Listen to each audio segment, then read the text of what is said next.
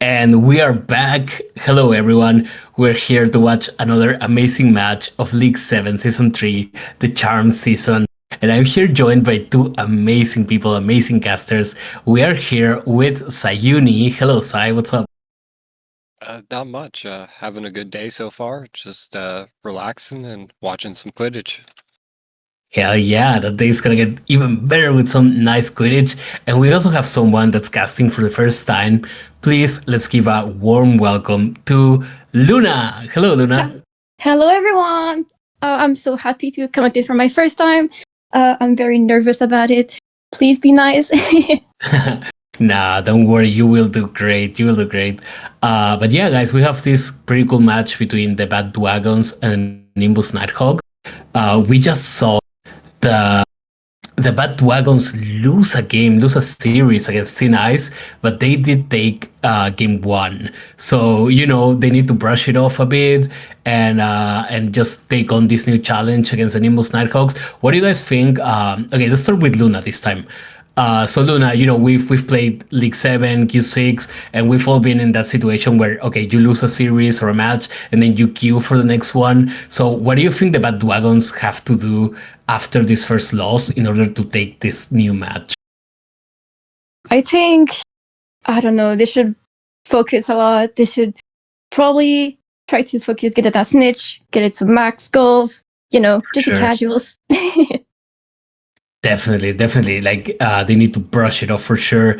And Sai, what do you think? After losing a series, you're gonna play another one really close to it, like just 20 minutes after. What do you think the Bad Dragon should do to take on this new challenge as well? I think they need to play like highly aggressive, like all for the tackles, do everything they can to provide an advantage on both sides of the field. Absolutely, those tackles are gonna be super important. Chaser tackles on chasers, on beaters, on seekers. They're gonna be of the essence. And here we're looking at the roster screen. We see some very interesting players like the Bad Dragons with Pingu, Singularity, Lucky, Beastman, just a whole lot of good players, but the Nimbus Nighthawks as well, with their captain Michimo, Cheese and Queso, Doug Daniels, the free flight keeper, this jockey, Captain Carnage, vibing with Vin, one of the top scorers of the division. So guys, what do you think? And any players stand out to you? I don't know, like Doug Daniels, the free flight keeper, any standouts from these two rosters? I don't personally know like all of them. I know them mostly because I went them against them like on Q6. I've known Dak Daniels because he's like a free flight keeper, like probably like yeah, it's a legend. I know. Sorry, I'm looking at the names. No, it's okay. But Luna, you're a keeper as well, right? Yes, so correct. Any opinion, like, have you tried free flight yourself? I don't know if I've seen free flight, but I do know that you like kicking. So like, I feel like free flight keepers also like kicking a lot, right? I don't know, but I've tried free flight just to see like how it looked like, and I was like, wow, how do you even play with that? It's like huge respect for a legend Dak Channel for actually playing free flight keeper. Yeah. How about you, Sayuni? What about you? I think you had a free flight arc where you were trying it out. What do you think about free flight in general? So I love free flight, and I think it's a high skill style of play, and it should definitely start being worked in. But it does have some significant downsides if you're not properly practiced in it.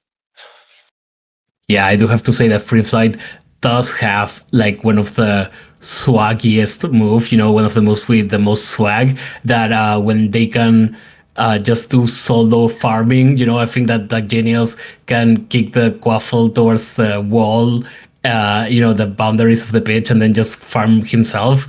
That is pretty crazy. But yeah, it's definitely a different style than we're used to seeing. So we're gonna see if the chasers can take advantage of that. Some people do say that scoring against free flight, could be a bit, just a bit maybe not easier but simpler, so to speak.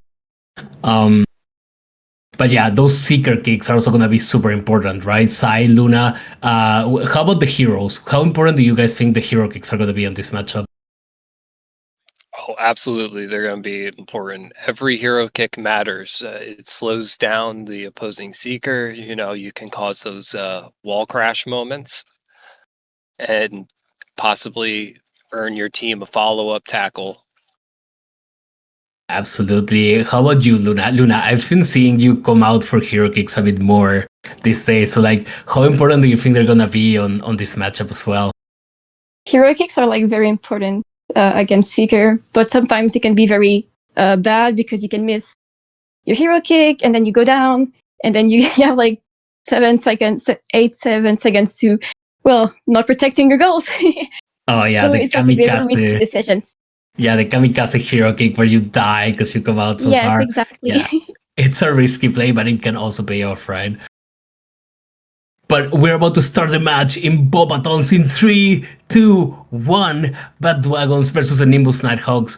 And this is definitely going to be a good one. We have some really experienced players here as Livy Grace is making a pass back to Beastman. And now he passes it out to Luki and he's going on the attack. The Bad Dwagons, really good chaser core, guys. And that trick shot, damn. Good goal from Lukius. What a goal. Luki opening up the scoreboard. Within 30 seconds in. It was such a smooth reverse, too. It's just slid right up into the top and fired.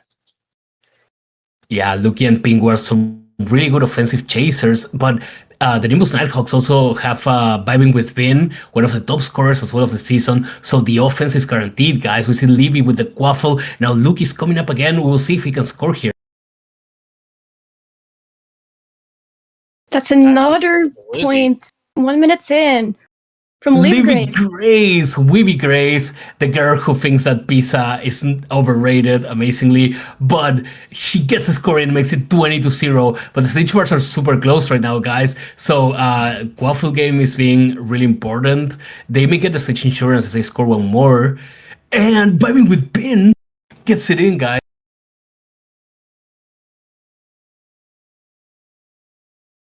Yeah, and we have 20-10. The advantage for the Bad Dwagons. How are you seeing the snitch race, guys? I'm seeing it's super close. Yeah, it's pretty much close. Yeah, it's like super tied. Like they're neck and neck at this point. One bump can force the snitch bar either direction. Absolutely, and we see another score by Livy Grace 0-3 and 2 assists by Luki. A great duo so far in this matchup. But the snitch bars are still close with 5 minutes left.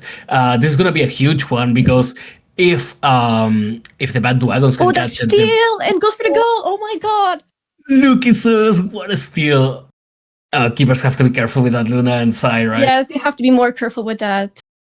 Absolutely, you only get 4 seconds before that invincibility period wears off, and then once it is, you're done. You can't do anything. And he almost gets it again. And now the Nimbus Nighthawks are going on the attack, chaser-wise, but the siege bars are in favor of the Bad Dwagons. If they catch this one, it's going to be a really uphill battle for the Nimbus Nighthawks, guys.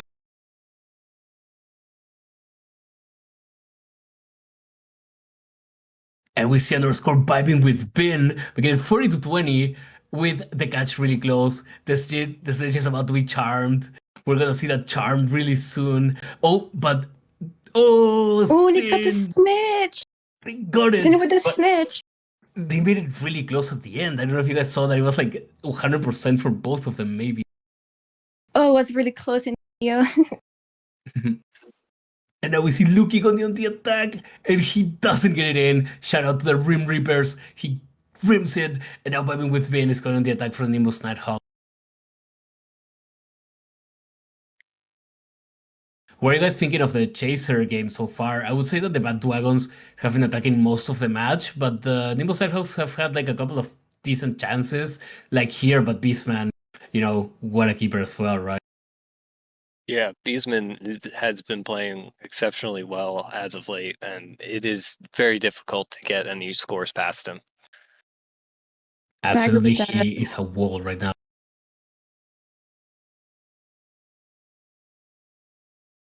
Oh, and Beastman eliminated this jockey with a kick. Oh no! The all important keeper kicks, Luna. Yes, I know that Beastman loves to kick as much as I do. So yeah, the seeker from, Zin have to be very careful with that.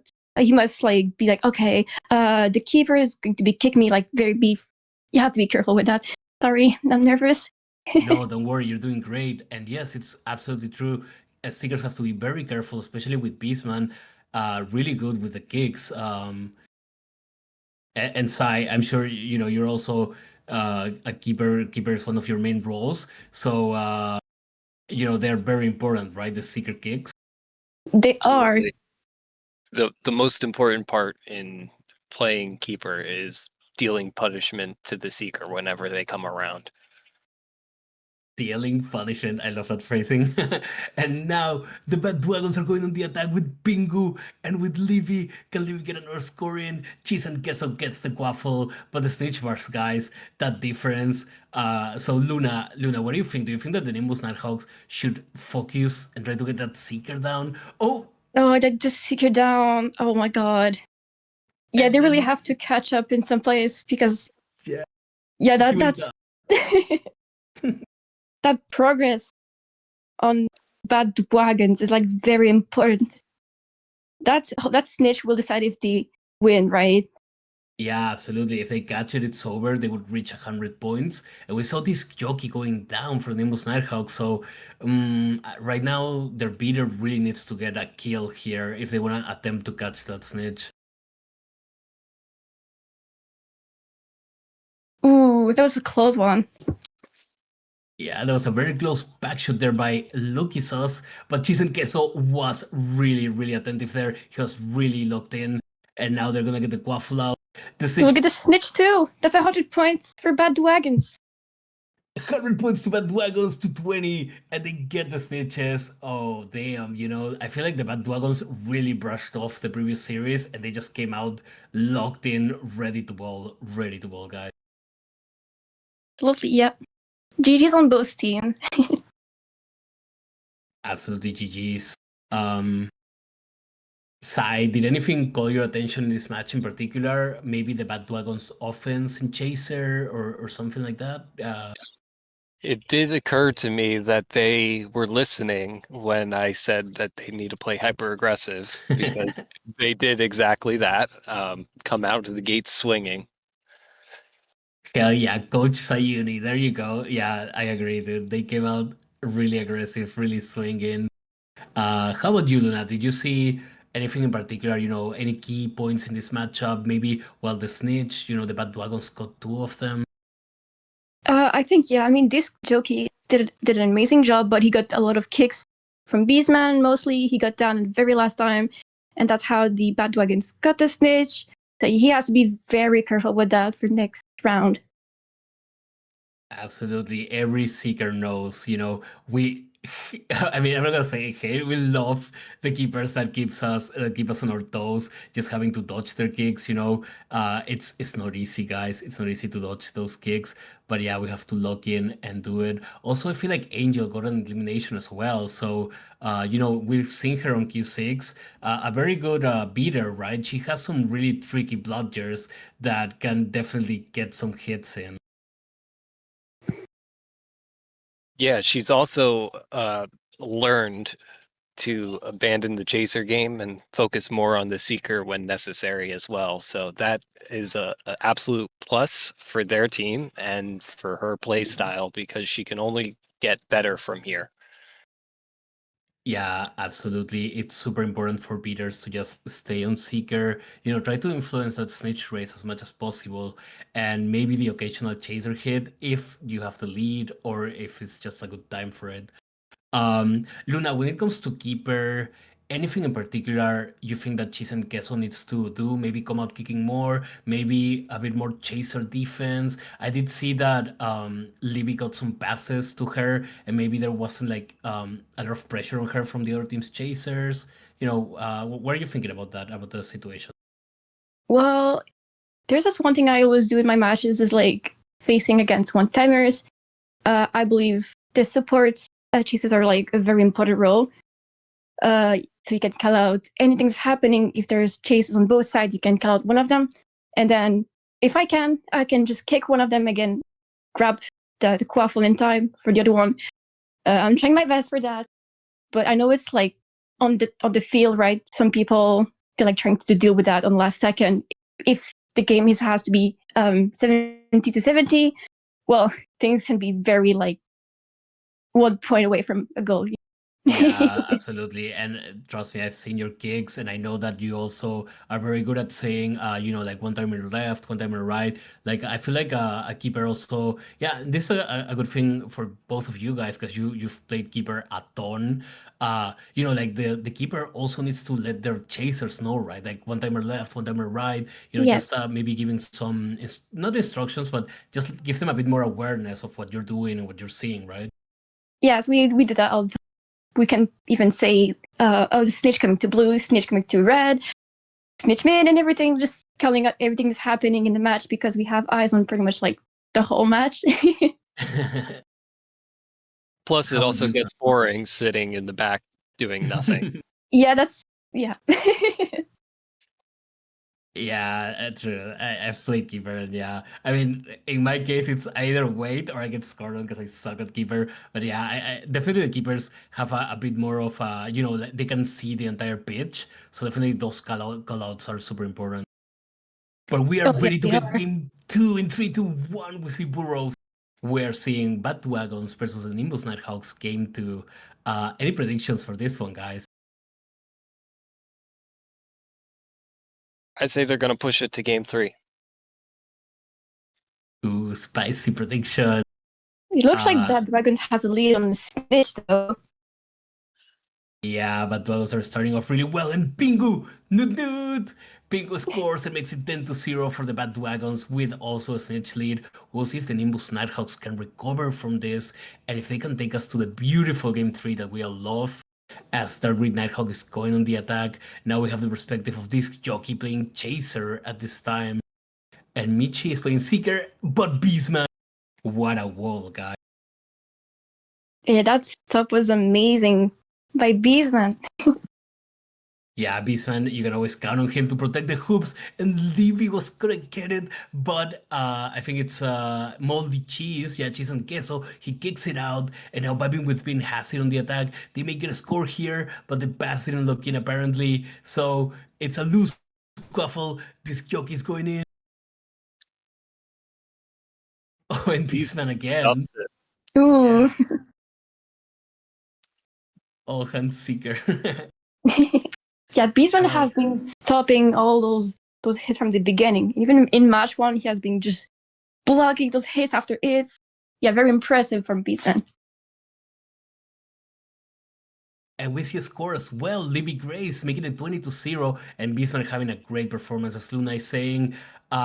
So we're gonna see if the Nimbus Nighthawks can catch that snitch. I would say it's super important for them, but Michi goes down. Excuse the caster curse. Michi goes down, and now the snitch is clearly in favor of the Bad Dwagons, guys. Yeah, they do have to push like everything on that in a Seeker game. They have currently 0-20 for the Bad Dwagons. They have to catch up real quick. Yeah, they have to charm that snitch, and the catch is getting there. We're getting closer to the catch for the Bad Dwagons. Michimo needs to put the bumps in, and Captain Carnage needs to get some hits on Sin. Sin has been doing really well today, despite losing some snitches against Yukio. He has been doing really well, dodging those tackles and those bludgers. We will see if Michi can make it up. She needs some bumps there. We see her dodge. And guys, the catch is super close. We'll see what happens. And Libby scores. Yeah. And they're very close to catch on that snitch. If unopposed, Shade or Zin will catch probably right around midfield. Oh, there he is. Oh, and there you go with the catch. And now it's 60-0 for the Bad Dwagons, guys. Okay, the Nimbus Nighthawks really need 1 snitch and 3 scores. It's getting harder, not a lot of time left, but it's still doable, right? I mean, it's not over. Not over till it's over. That is true. The game isn't over until it actually is over. Anything is possible. And with 3 minutes left, there is still a lot that could happen to swing this in the favor of the Nighthawks. Yeah, and we saw Libby putting a score in to make it 70-0. So now the Nimbus Nighthawks really need a score right now. I hope they get it if we want to go to game 3, but Pingu gets the tackle. And now the Bad Dwagons are going on the attack. Luna as a keeper, for any of these teams in a high pressure match. Like, what's the intensity like? Are you like locked in? Are you nervous? Are you excited? Like, how do you feel in this type of game? Oh yeah, I felt this like type of game happening a lot of Q6.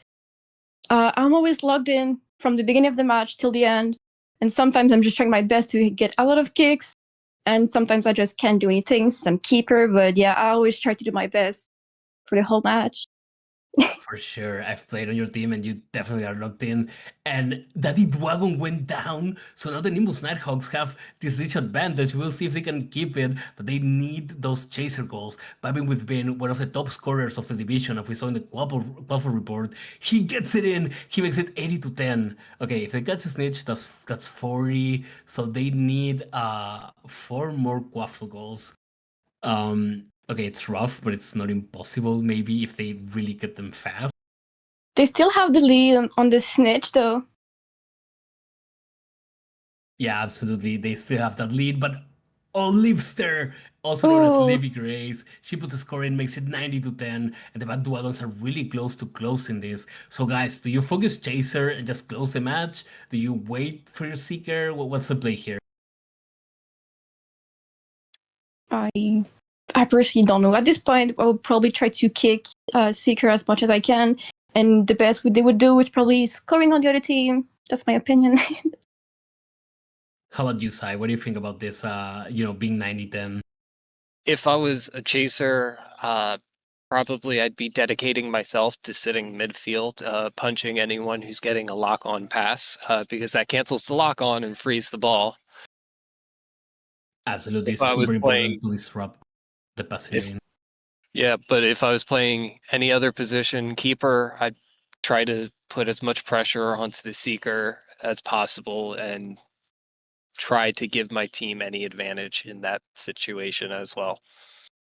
Yeah, and we actually see the bars getting a bit closer now. Like they still have the advantage, I feel like, the Nimbus Nighthawks, but it's getting closer and closer. So anything can happen still. We see Pingu down with the Quaffle, so they may go for the score here. We'll see what the play is with 37 seconds left, guys. It's still up in the air for the snitch. Maybe it will be a one-catch game. I don't know if they will have the time for to catch the snitch. It seems pretty close, actually, at that point. With 20 seconds left, we'll Yes. see if we can get the catch. 17 seconds. Shade is closing in on that. It looks like it may be possible. He might catch with 5 seconds left. Oh, yeah. I For agree. sure. I agree. He probably has a catch from now, but Oh, and he scores at last. Michimo, Oh my god. maybe with win scores, and now they're closing it with 1 second left. No Oh. catch. A one catch game. A one catch game. But at 90-20 for the Bad Dwagons, really big advantage, all things considered, guys. Yeah, the chasers in the Bad Dwagons did really well this match. They were on fire. The Nimbus Nighthawks just could not stop them. Yeah, they really play like just kicks on kicks on kicks every time. That's how they got like multiple downs on their Seeker. Mishibo. Yeah, Michimo, yeah, she has a lot of experience, but the Bad Dwagons were just locked in. We saw Yes. Beastman getting some kicks in. Their chasers were scoring left and right. Sin was being really hard to hit. And even though he went down, he managed to get that comeback, guys.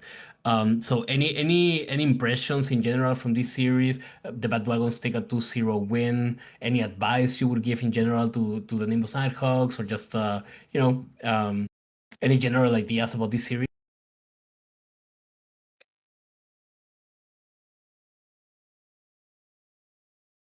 Play aggressive and keep playing aggressive throughout the whole match. The more aggressive you are, the more likely you are to secure the game in your team's favor.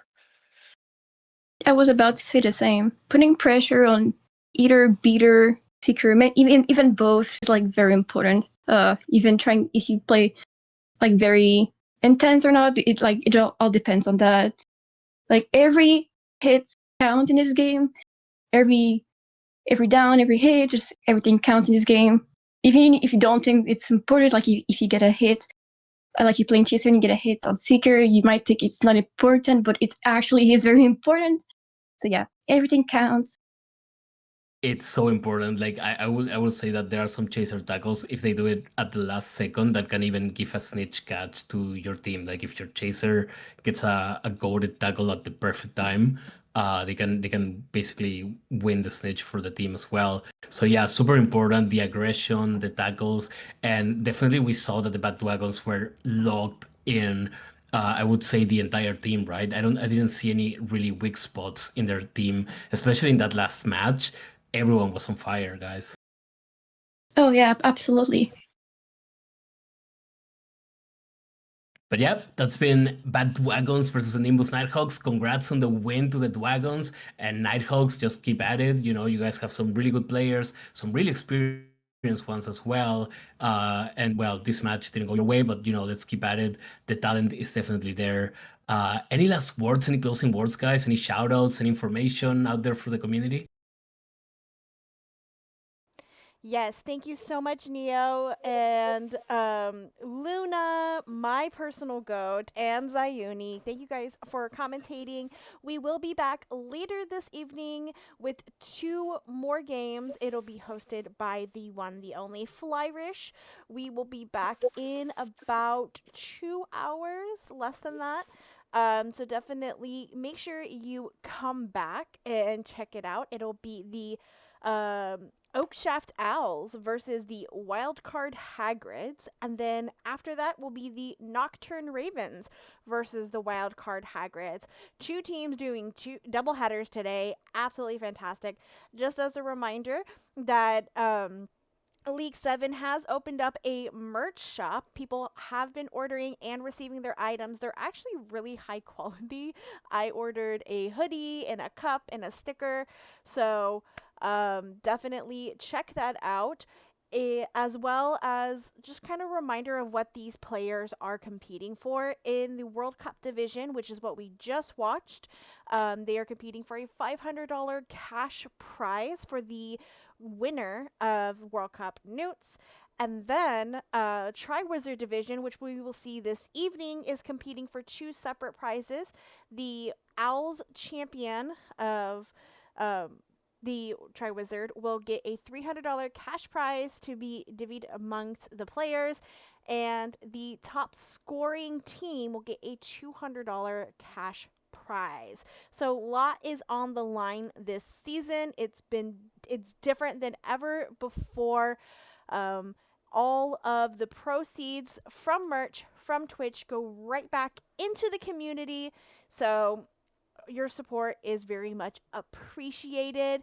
Again, thank you guys all so much. Thank you to our commentators today, and we will see you guys back here in about 2 hours.